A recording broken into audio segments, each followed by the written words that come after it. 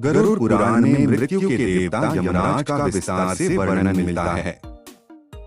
यमराज केवल मृत्यु के अधिपति ही नहीं, बल्कि कर्मों के न्यायाधीश भी माने जाते हैं।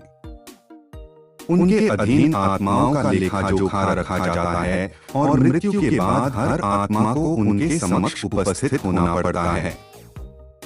यमराज का स्वरूप गरुड़ पुराण में अत्यंत प्रभावशाली और गंभीर बताया गया है।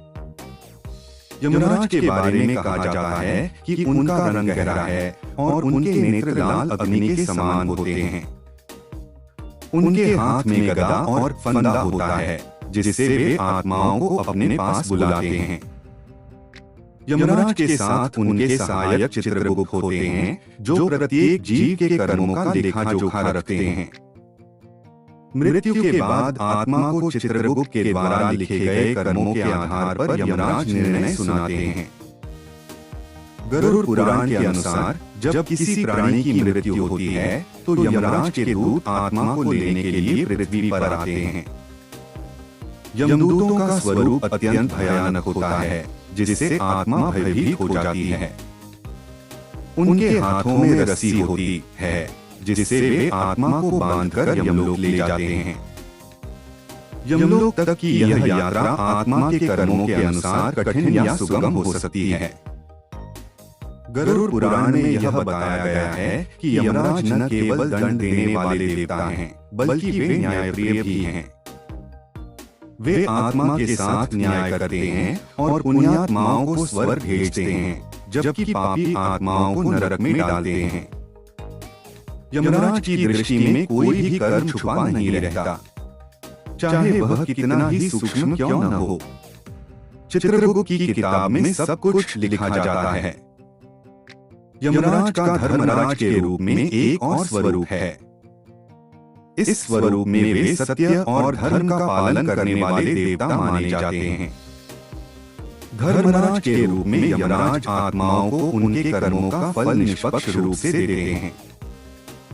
गरुड़ पुराण में इस बात का विशेष उल्लेख मिलता है कि यमराज का न्याय कभी पक्षपातपूर्ण नहीं होता। यमलोक को गरुड़ पुराण में एक विशाल और भव्य स्थान बताया गया है। यमलोक के द्वार पर यमराज का दरबार सजता है, जहां वे आत्माओं की सुनवाई करते हैं। नरक और स्वर्ग दोनों ही यमलोक के अधीन माने जाते हैं। आत्मा को उसके कर्मों के अनुसार उचित स्थान पर भेजा जाता है।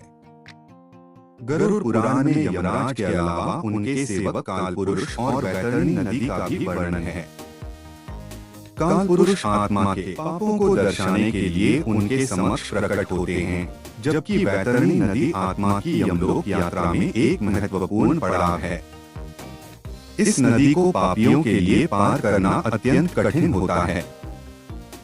यमराज का अस्तित्व केवल मृत्यु तक सीमित नहीं है, बल्कि वे जीवन में सद्गुणों का पालन करने की प्रेरणा भी देते हैं। गरुड़ पुराण यह संदेश देता है कि यमराज का भय केवल पापियों के लिए होता है, जबकि सत्कर्म करने वाले व्यक्ति यमराज को धर्मराज के रूप में देखते हैं। अंततः गरुड़ पुराण में मृत्यु के देवता यमराज को एक मार्गदर्शक और आत्मा के पुनर्जन्म का मार्ग प्रशस्त करने वाला देवता माना गया है।